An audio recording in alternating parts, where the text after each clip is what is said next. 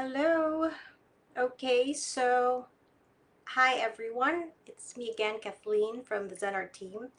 And today we are doing a pineapple in watercolor. Okay, so we will try to not take too long. I'll try anyway.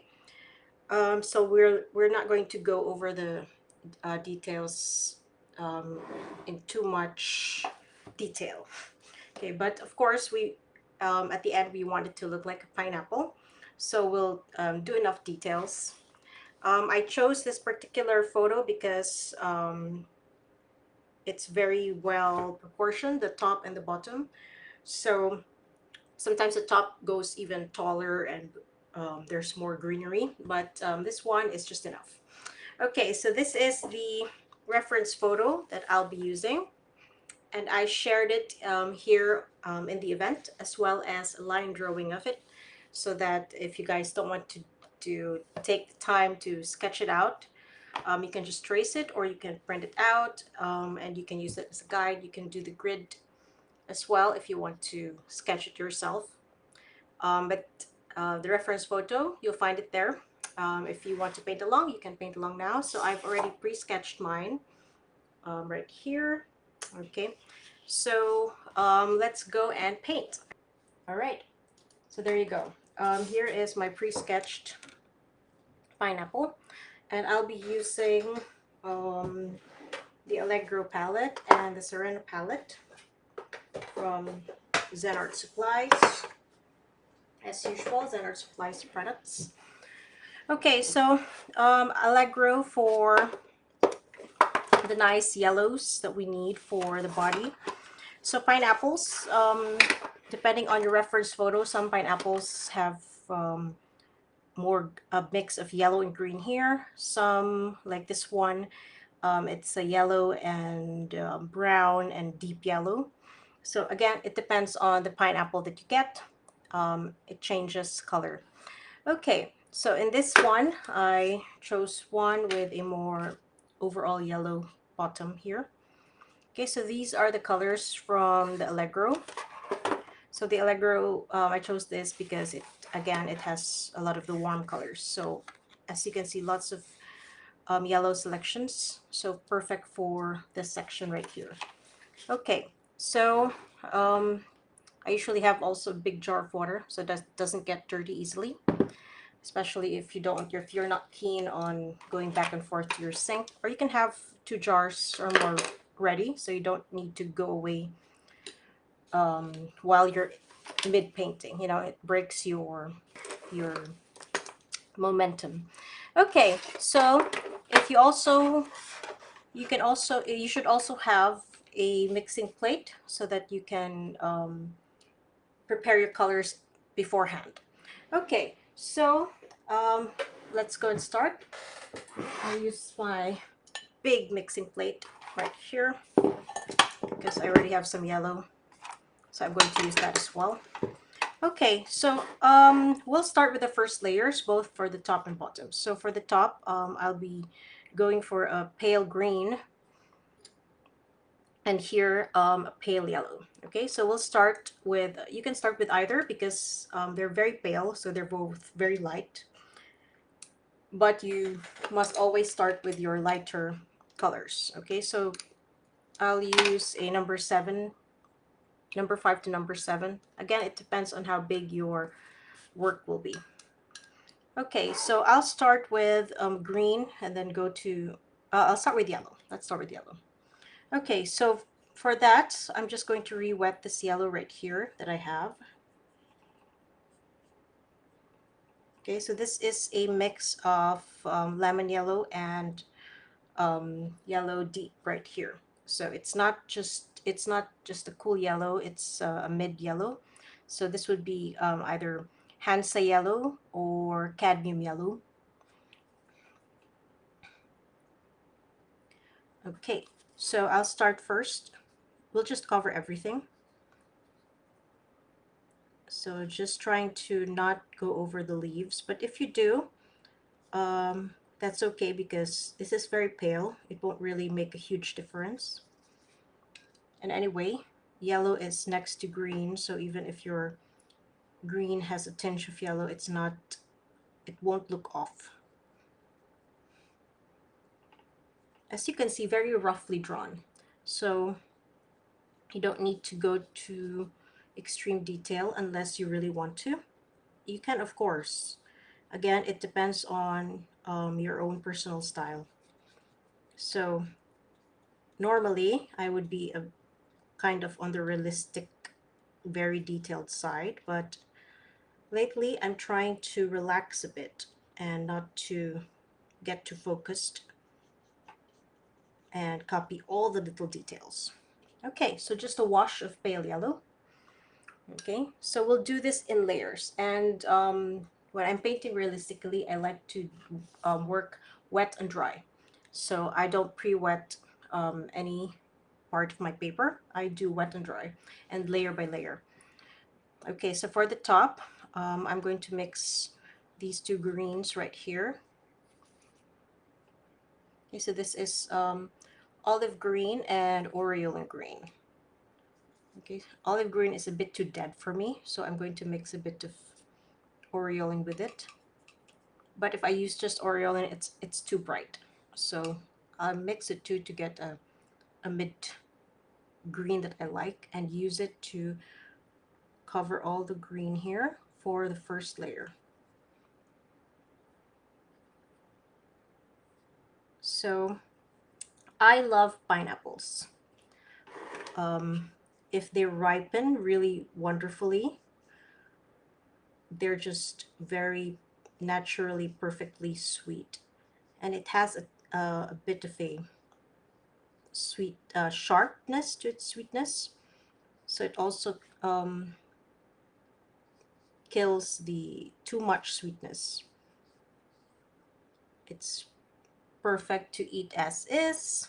It's also lovely to make into shakes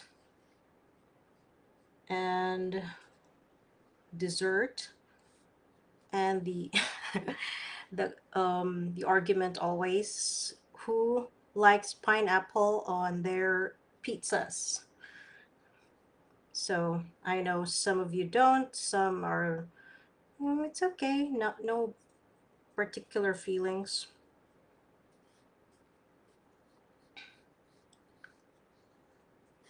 Okay, and just a reminder always, if you sketch it out and you don't like to see the line drawings in your final work, then you should go over it with your eraser and just soften those lines, lighten them, because once you cover them with your watercolor, they're practically set there. You can't really erase them anymore.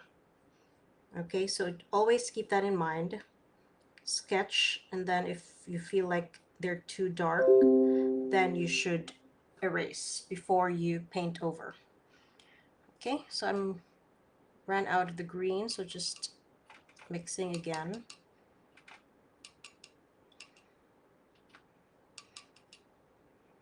Okay, so this palette has really more of the warm colors. Even the greens are, the aureolin green is a really vibrant, warm green. But then you still have your olive green, and when you mix the two, you get this more neutral green. So we all have our favorite greens. Usually in any paint of mine, I would always have hooker's green. Oh gosh. Oh, so sad. But, well, at least you can put so many other different things on your pizza. I mean, I even like vegetarian pizza. There's just something about cheese that makes everything taste wonderful.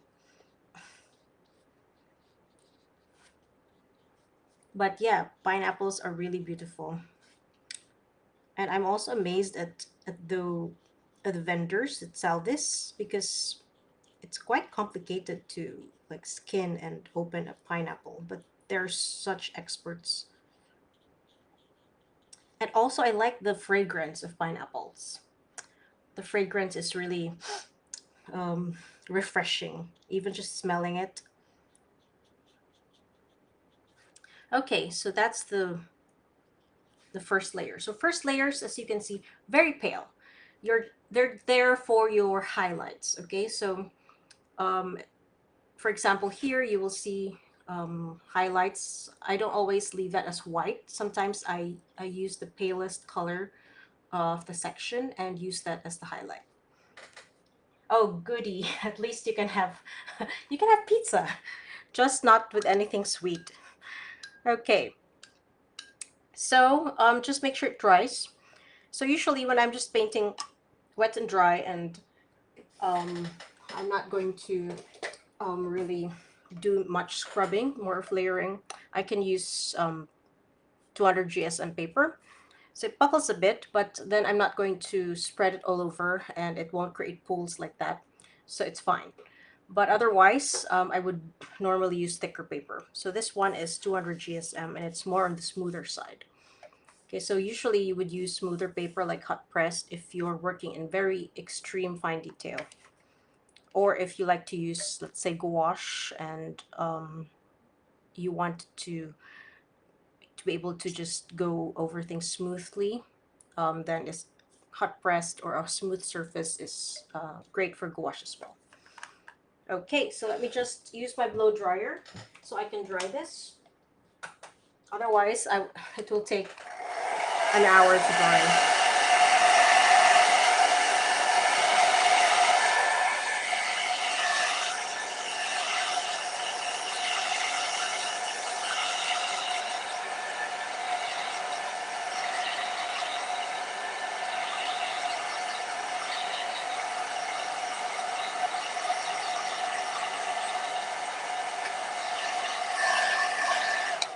Okay, so next I will work on the yellow section first and then the green after.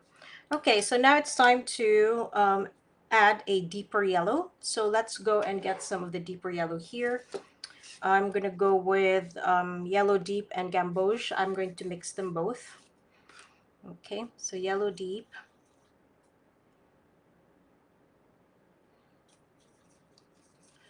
I really use my yellows a lot. That's what I've observed so far, because it's really a base color for so many of my works.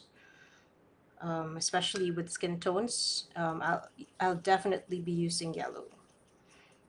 And when you're working with nature, botanicals, yellow is most often there, especially if you're going to mix your greens. And yellow is easily overridden by blue, so you'll be using more yellow than blue when you're mixing your greens. Okay, so I'm going to go and I have the lines here. What I'll do is I'll work part by part like this. Okay, and then leave the center lighter, because the pineapple, especially on this side, has a lot of highlights. Okay, so your lines there will guide you. And then every now and then, when I have several, then I will dip my brush in the water and then soften the edges.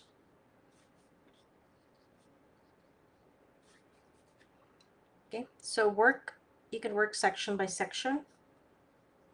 I do that so that it doesn't dry and I'll be able to soften the insides. So again, don't get too caught up in the tiny details unless that's really what you're aiming for. But of course, if you want it to be very realistic, then you should.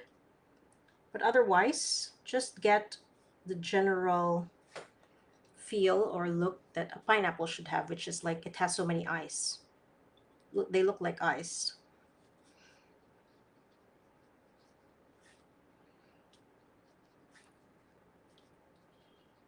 So that's why even in my sketch, I just vaguely sketch the lines, just really as a guide.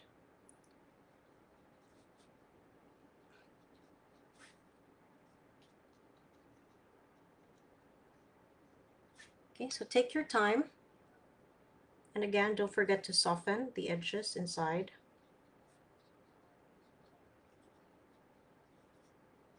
So this will be a layer by layer. So be patient. Not everything will look great in your first 2 layers.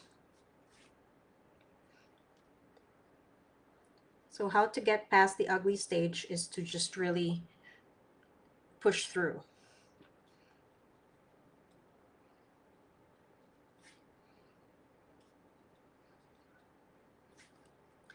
Okay. So I'm really focusing on summery themed works. Next week, I think I'm going to do a tropical flower that I really like. So I'll show you later.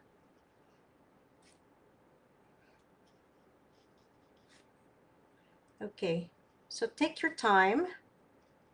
Okay, you don't have to work as quickly as I am. I wouldn't normally. I just do this for the lives. Normally it would take me at least 3 hours.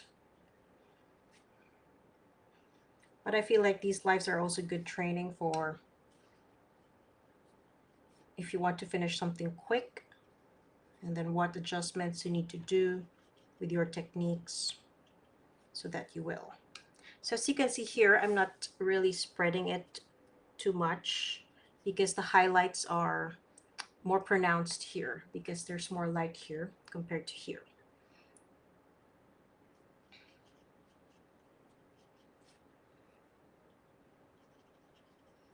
Okay, so earlier when we added the super pale yellow, it's just really very pale. And now that we've layered this next yellow on top, it now looks white against this deeper yellow.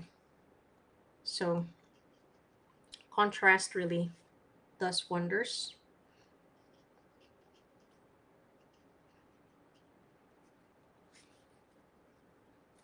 Okay, so already it looks like a, a pineapple because we did the eye, each eye. Yes, that's true, right? Just seeing how things go, you can really start to like mentally plan as well for your own work.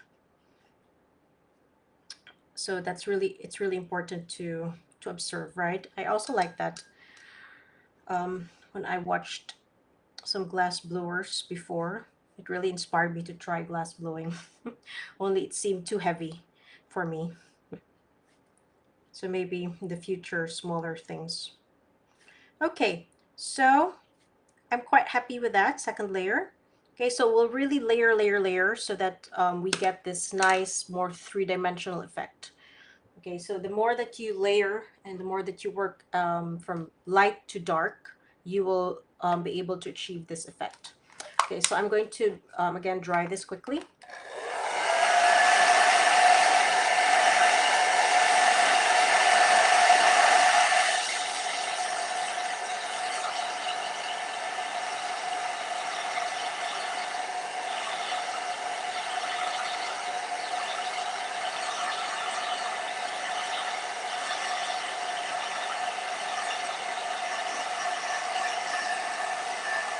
Okay, that's enough.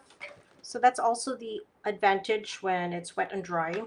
Um, it also dries quicker, of course, but then it's really always much better if you wait for it to naturally dry because sometimes some magical wetness just spreads on its own, and of course that doesn't happen if you hasten things. But it's not so terrible as when you dry a wet on wet work. Into glass fusing. Oh, really? Oh, okay. Thank you for letting me know. I'll look into it because when I watched it, it was really so magical. I'm so amazed that something from glass can be twisted into all sorts of things and blown into all sorts of things. Okay, I'm always trying out new things. So from, leather work also is something interesting for me. Next thing I'll try, I think, is brass jewelry making. Yeah, I think that's common with us artists. We are really interested trying things. Okay, so now I'm mixing an even deeper yellow. From here, I'm using gamboge and scarlet. So I'm using a more warm red. So as you can see, I have several reds right here. Here it's like a brickish red. Here it's very warm scarlet, and then vermilion is more of a more neutral side, but nearer to the cool side. Oh, oh, awesome. Well, that's really you save a lot of money, I guess, right? Because and also you're environmentally friendly because you reuse. Okay, so scarlet. So still aim for a more um, yellow orange mix. Okay, because we don't really see a red-ish mix except for the deep lines between the each eye. So now let's go for a more yellow orange. Okay, so layer it over the yellow that you did earlier, the new gamboge mix, and then spread it inwards. Okay, so you just dip your brush in water and use the pigment that you've already applied here to bring it inside. Okay, so it's not too intense and it doesn't cover all the layers you have under. And with this, I'm not particular if my brush strokes are visible because I actually want that because the pineapple, it is very textured. Horseshoe. Oh, wow, we all have so different, interesting other hobbies that we do, or I don't think it's just hobbies for us, right? It's really a creative exploration.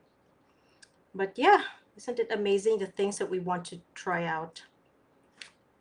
I think it all really is accumulative and it will all show in all our works, no matter what medium. I'm actually quite into sculpture myself, so I do wire work sculptures, and I also dabbled with fiberglass before. So it's really all intertwined.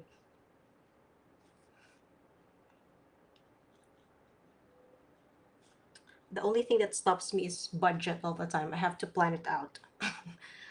Art can be quite expensive. Okay, so I'm adding more orange here where it's shadowed near under the leaves. Okay, so as you can see, I'm working section by section so I can handle it much better instead of doing everything and then when I go back to the earlier ones, they're dry and I won't be able to move them.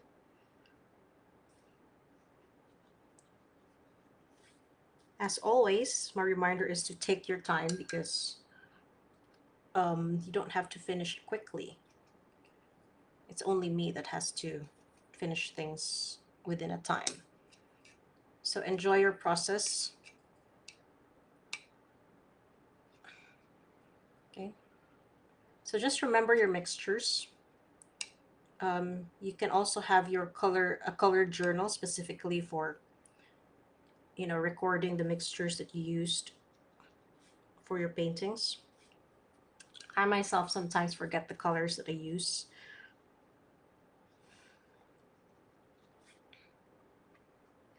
But if you start working with a limited palette, it really helps you with color theory. So I also recommend that you also go through the process of just having maybe a dozen or so colors, maybe 12 to 15 colors.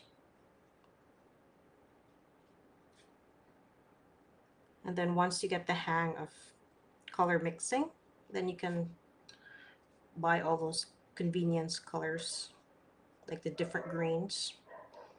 Okay, so on this side, it's much lighter, so I'm not really covering it so much. Oh, wow. I love it. I love this conversation that we're having now. I get to know your other interests, guys. Hmm.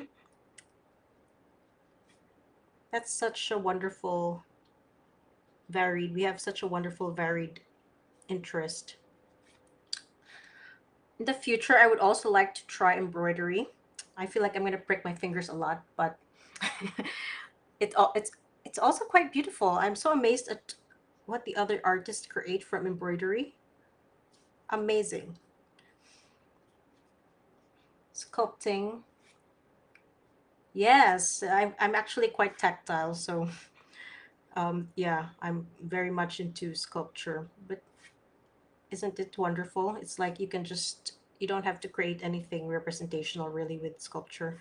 You can just create your own animal, your own anything, or just a block of whatever. Okay, so on this side, it's again, much darker. So I'm also going to try to mix a much more saturated mixture. So it's still the same colors, but more pigment. Okay. Again, try to go for a yellow orange. Wow, amazing. That's the one thing that I also really would like to try, because it's really, it seems very meticulous, but it's like a bit of a little sculptural, but it's still two-dimensional, but it's like a, what do you call that? Because it's lifted. Relief. It's like a relief of some sort. Okay, and I'm also going to make this here, down here, the base, a darker area, because any part of any object that touches the surface will be more shadowed than the other areas. Okay, but not too much, unless of course the light is really very intense. But if it's soft lighting, then it also won't be too shadowed. So again, it also depends on the lighting that you have. So if you do still life, it's up to you, right? You decide what kind of lighting you do. So it's just like here, you choose the reference that you want to use depending on the style that you're going for. Okay, so I'm liking it. I'm just adding more orange here and there, just to transition from a deeper orange area to a lighter area right here. So also having a more dramatic lighting makes your work more interesting. So usually when artists paint dramatic portraits, we like to do the one light thing at an angle.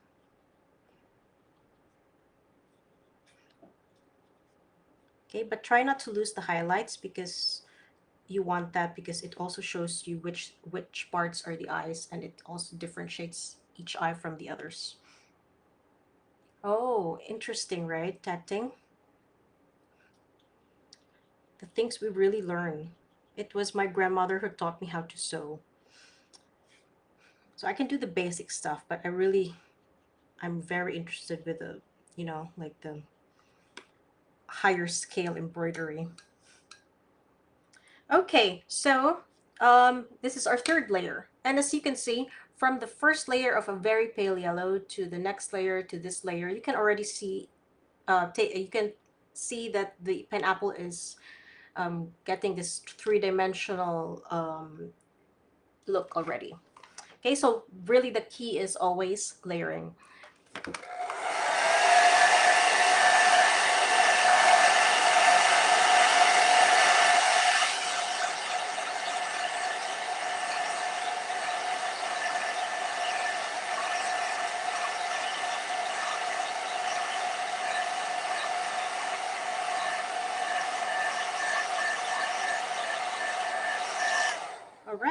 So again, not too long to dry.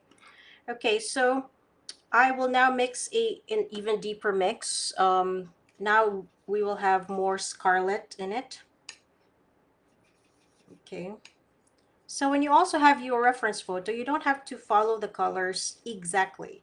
So let's say the color is more on the brownish side, but you'd rather have it on the warmer side and not too brown.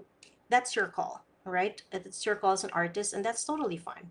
So even when I paint people, I mix my own skin tones. I don't always have to follow specific um, exact skin tones. Okay, so you always have some freedom, unless of course it's a commission and it's a portrait, and of course you'd try to, as much as possible, make it look like the person, right? But other, if it's your own creative thing, then that's wonderful. You have your freedom to do whatever you like. Okay, so don't be afraid. So when I paint people, sometimes it's actually more on the golden side, the skin tones. So again, it's up to you.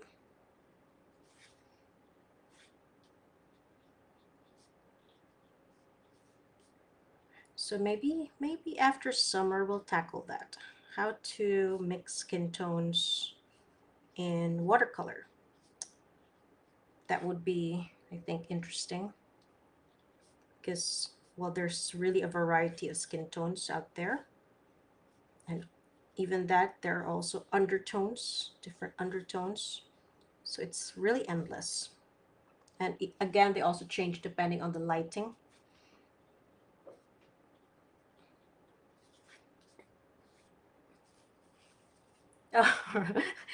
Okay, this is a great reminder for you. So you should paint this so that every time you'll have a reminder because you have your own pineapple painting. I've always wanted to paint a full pineapple. I've just painted the sliced section. A lot of the floral paintings that I paint actually I haven't painted before, so I'm also painting them live for the first time. So it's a nice challenge. It's always nice to challenge yourself trying different new and different things. It's really the learning is an endless journey.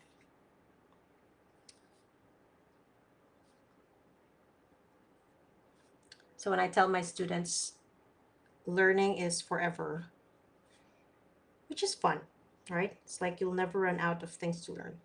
Okay, so again, I used a really deep mixture, not too much, and you can actually stop there. Okay, you can have that. It's a suggestive layer.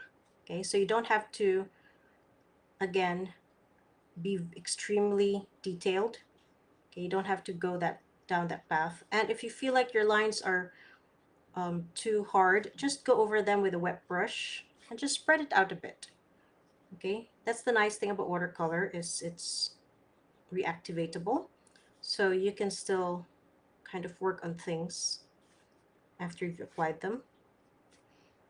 And again, I'm just going to add a bit more layer here because this is the more shadowed area. So just extra layers here and there.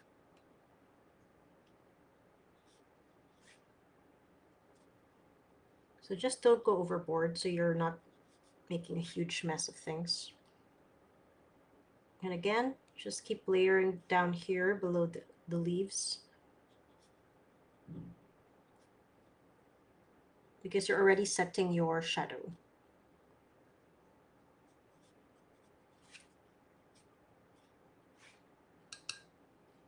Yeah, skin tones. Let's tackle skin tones. We don't have to paint a person, but at least we'll go through the different skin tones and also maybe how I layer them.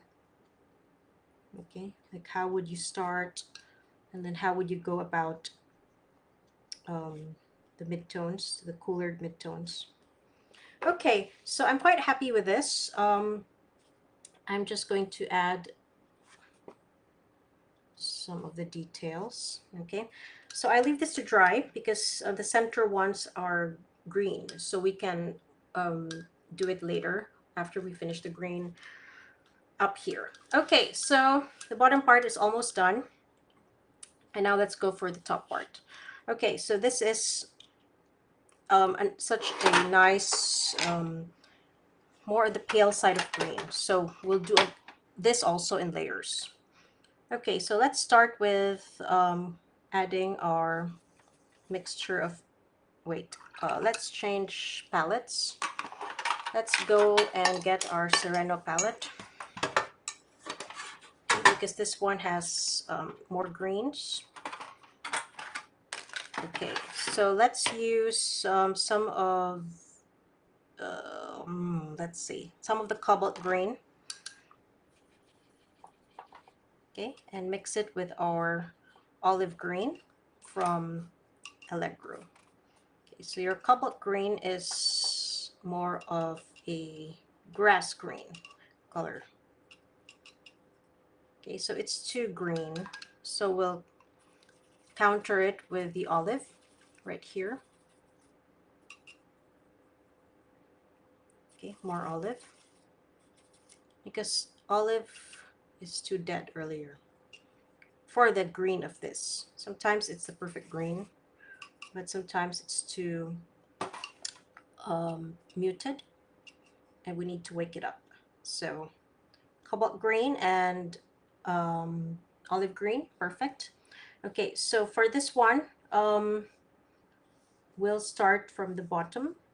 Okay, we'll start there, and then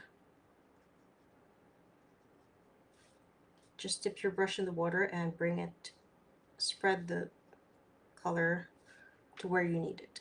Okay, so this is my quick and easy way of adding my darker areas and then just thinning it down for the lighter sections. Okay, so get to know your colors because some of them will be granulating. So unless you want a granulating effect, then you should choose your colors wisely.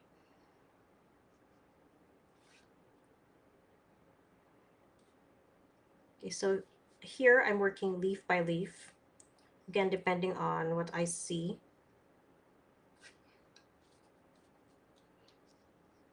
So the green up here is more faded green. It's like it has a layer of white, so it's not so vibrant. So that's why I'm mixing this specific green, so I can get that green that is a bit dull.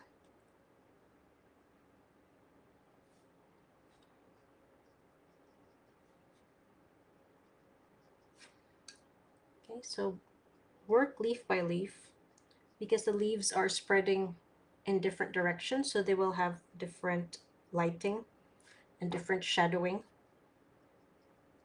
So just look to your reference photo to guide you. Okay, so I'm already adding the shadow areas, but I will need to mix an even darker green for those. So this will take at least 3 layers. Okay, so just have patience and you'll get to the end. Okay, so a lot of going back and forth to your water, to your paper towel. Okay, so just really controlling the intensities of your mixtures. Okay.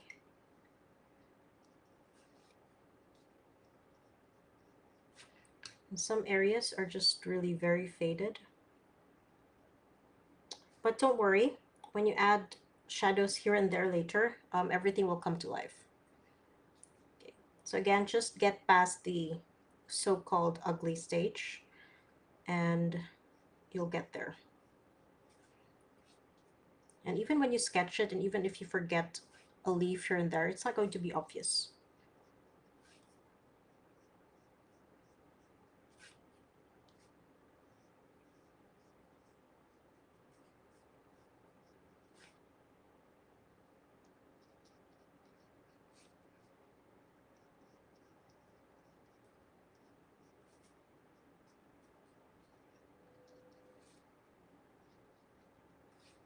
Okay, so the more layers you add, the more it'll start to have life to it. So when you start with the palest, it's really your perseverance that will get you here. Because at the beginning, everything is just really going to look dull and pale. But again, it's really working through layers that you get a nice layered and three-dimensional effect.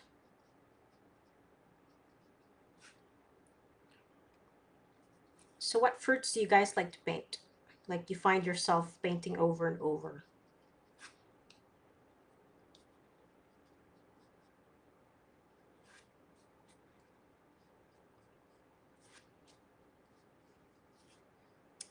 Okay, let's see.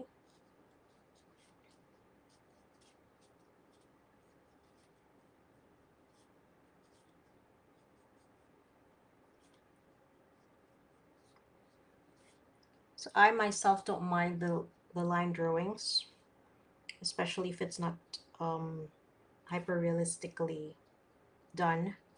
I mean, the painting is not aimed for a hyper realistic finish. But if I wanted to be very like a botanical illustration kind of thing, then I do erase it until it's barely visible.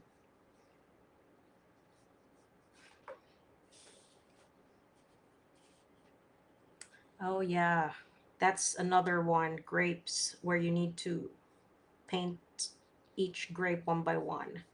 But yeah, actually, you can start with just a small bunch, but how to achieve um, the texture, right? Like the smooth finish of grapes.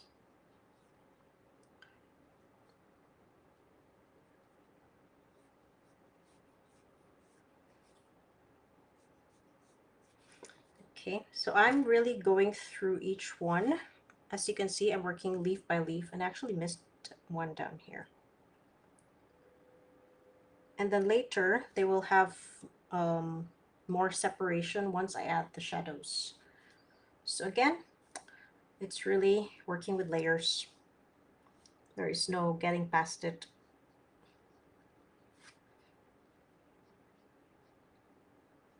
But then you can take several days for this. You don't have to finish it even in one day. Work at your own pace.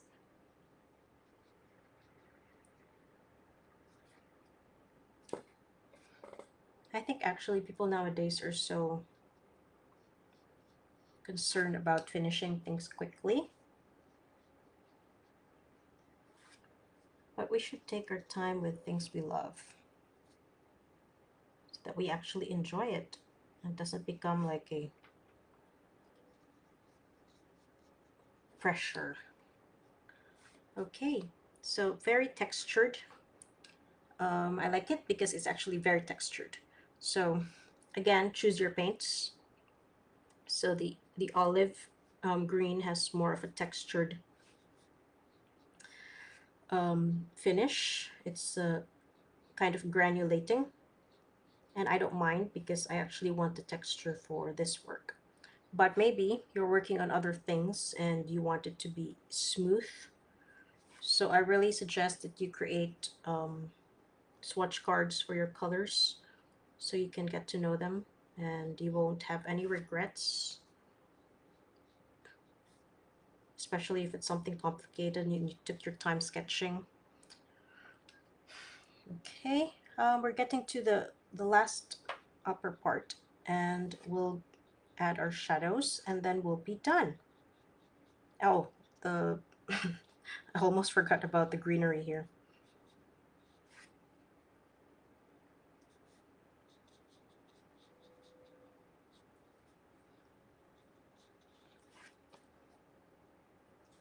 Okay, so the this green is deliberate because as you can see in the reference, it's a faded sort of green. it's like the leaves are frosted a bit. That kind of green.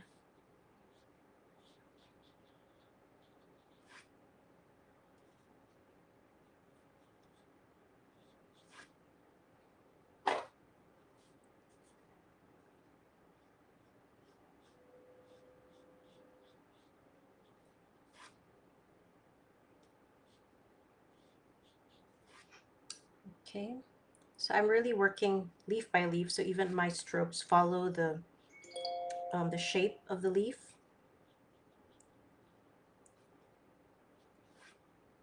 Because if you just cover everything like so, it will be harder to control, and you will lose the opportunity to add the textural brushstrokes that match the shape of um, what you're painting.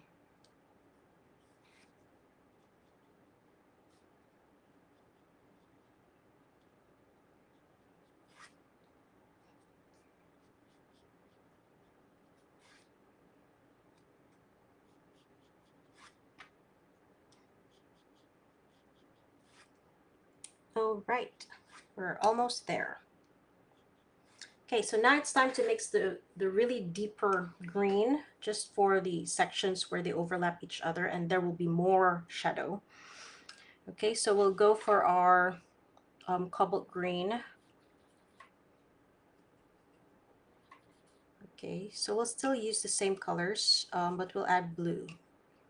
Okay, we'll add blue to deepen the green. Okay, so olive. Oh, thank you. I'm glad it looks like a pineapple. As long as it looks like a pineapple at the end, then we're all good. Okay, so think about that with your reference photos. Don't get stuck on having to follow things exactly. Okay, so let's add some ultramarine. Okay, I'm going for the warmer blue, which is ultramarine, so that it doesn't become too intense, too bright. Okay, again, we're aiming for more muted greens for the greens up here. Okay, so you can always test it on your paper, your scratch paper, to see if you like it. Okay, so always test the colors that you're unsure of before you put them to your paper. Okay, so again, for the shadows, here, a bit here.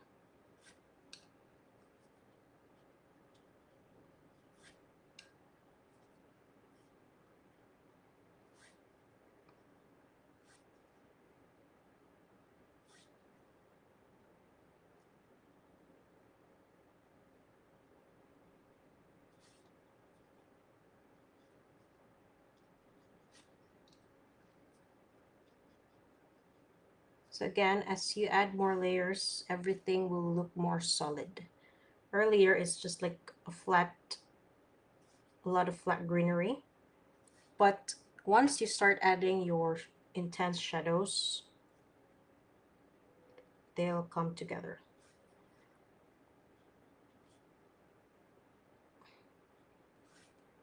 Okay.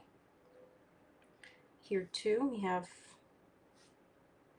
okay, let's mix some of our orange and green to create this heavily shadowed area here. So even for the deeper orange sections, instead of just adding brown, I added green. So you'll have a more harmonious brown. Okay, so try to create brown from the colors that you're using so that it looks more natural. Okay, back to our deep green. Again, I'm just adding it to the sections where we have your deepest shadows.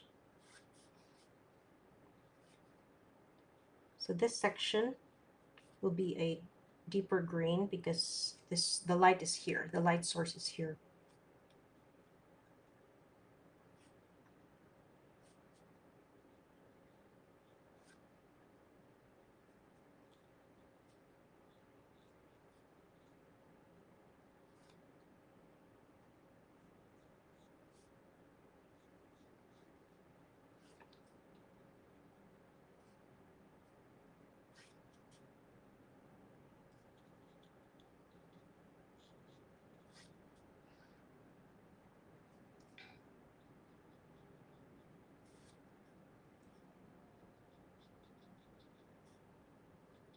So again, don't overdo it. Just the parts where there will be shadow, and then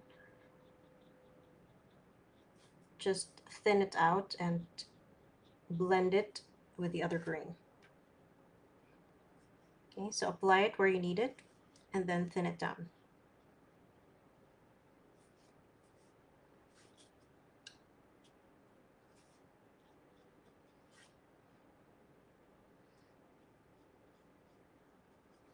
So depending on how the leaf folds or curves, it will have varying shadows. So just really for this, refer to your reference, or if you're painting from a live object, just observe.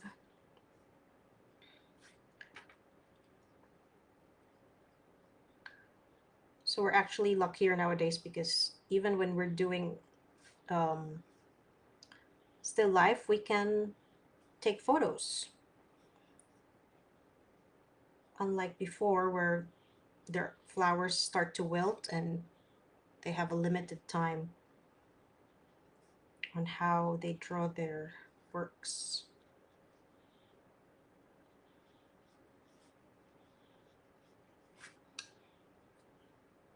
Okay, so again, shadowed areas and then thin down to blend it out.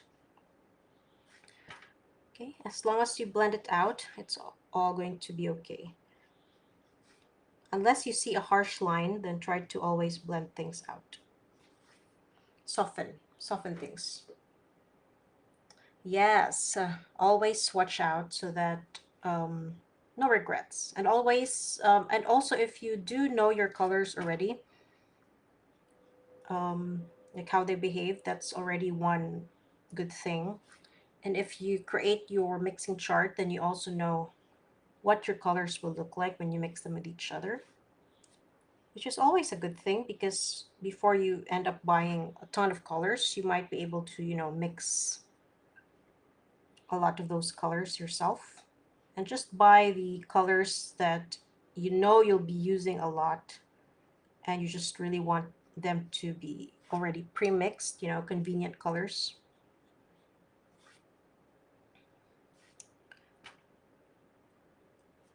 So I don't have a ton of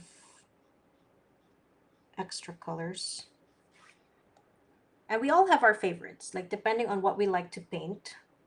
So some people, they will swear by some colors, but again, it will depend on what you like to paint.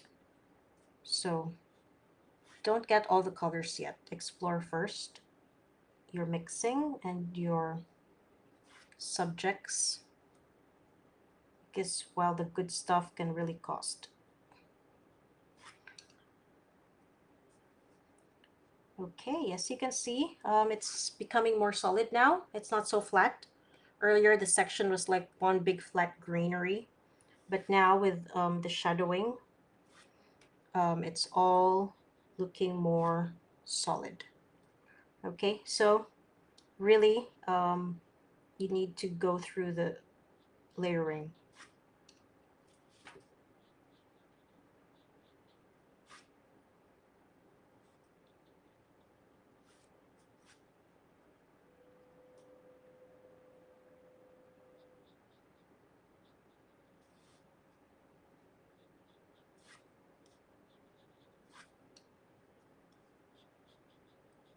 Okay, so just experiment with how much water you need to add to dilute things and wiping. As you can see, I use my paper towel a lot. I really go back and forth to my water, to my paper towel, to my color. So it's this three, it's my triangle of mixing.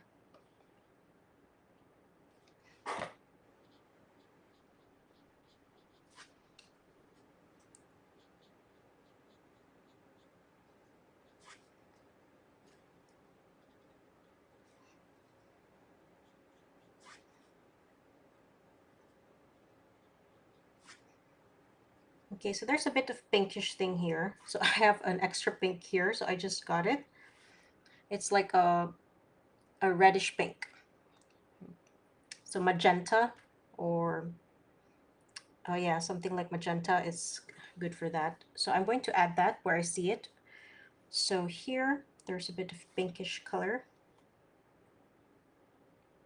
At the tips mostly, that's what I've observed.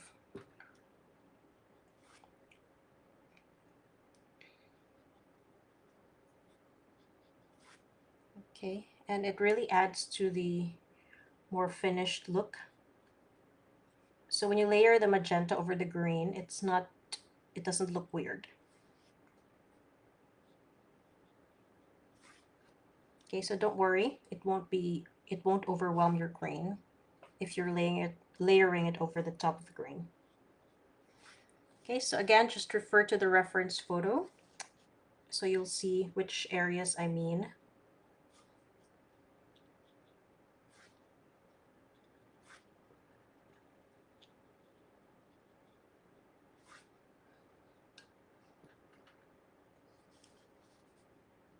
Here too. So not all the leaves will have it. So don't place on all the leaves. Otherwise, it might overwhelm your work. Okay, so just where you observe it, lightly apply it. As always, you can always layer more if you feel like it's not enough, but it's much harder to fix it if you've added too much and then later on realize it's too much, then you'll have to lift it carefully.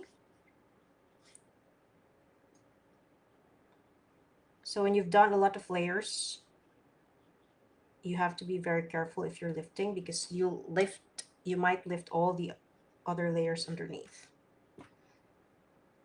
So that's why it's always best to just do things slowly and step by step, so that you don't end up having to fix things later on, which is really always much harder.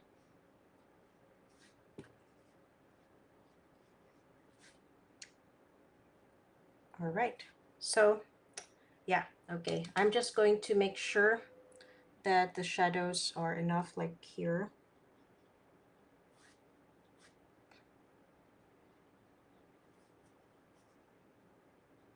Here.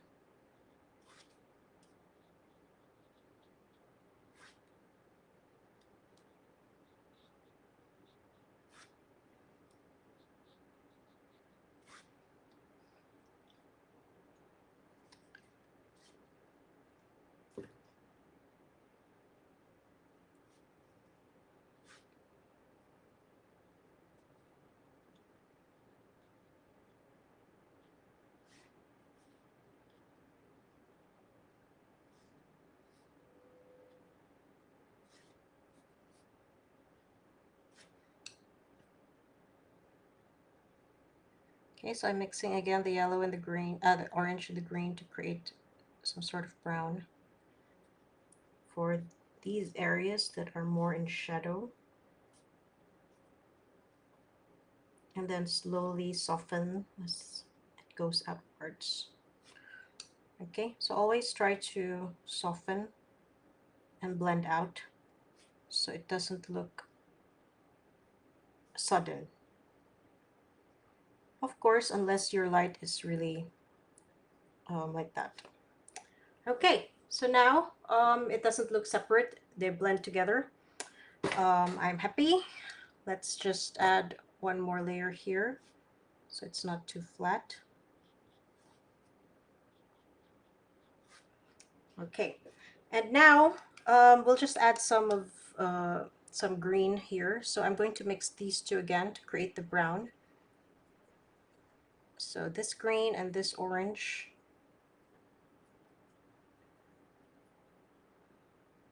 And then just create the center.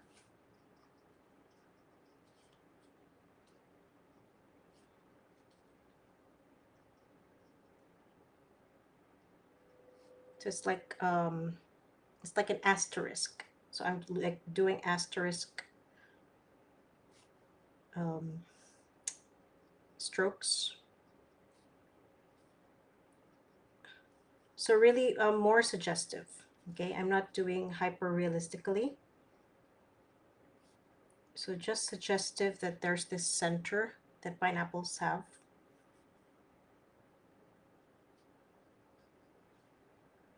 and sometimes more separate lines. And on this side they will be lighter because again more light. And also extend it upwards like the sides.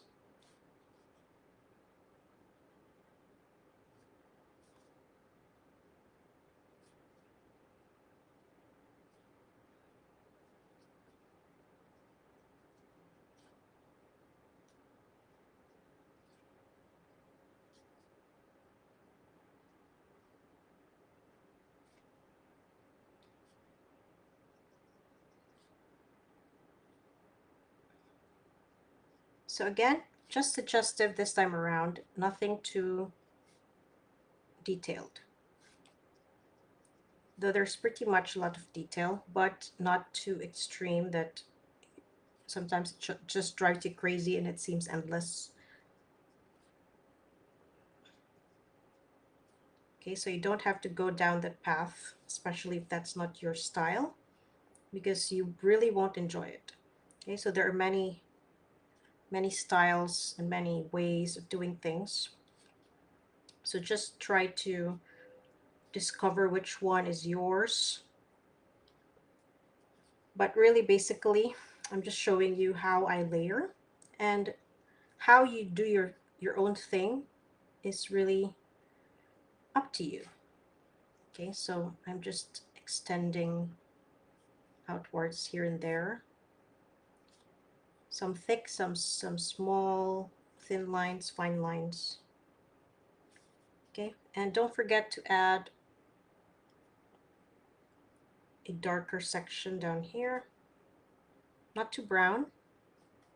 Again, you don't want to dull it down if it doesn't look like that.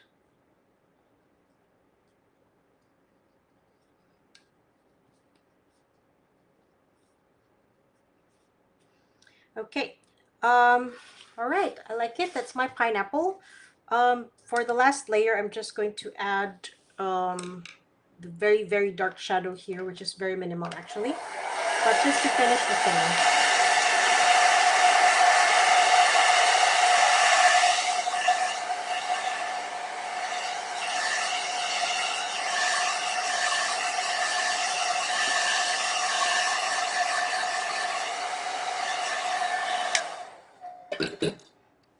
Okay, so this one I will mix my orange, and then okay, I'll mix an orange and then blue to create a deep shadowed area. Okay, so I'm still using colors that I have here, so again everything will look harmonious. So that's the key for a work to look harmonious. Try to use colors that are there to create the other neutral colors that are like brown or black or gray.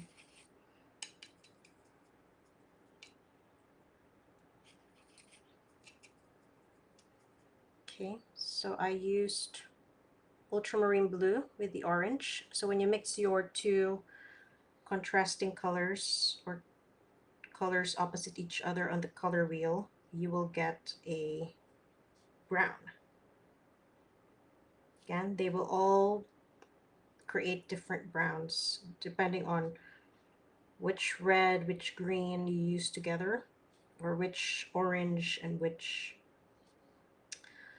blue. So depending on the color biases, like are they warm or cool, you will also get different kinds of browns and blacks and grays. So it's really fun. Try to mix your colors and see what browns you get when you mix different colors.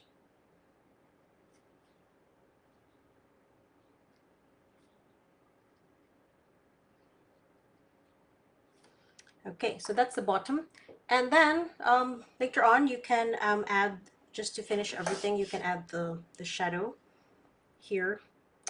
And then you'll be done. Depending on the background that that you want, then you will, if your table is blue, then of course you will be on the blue side. If you're going to follow this yellow table, I think with orange, blue would look good.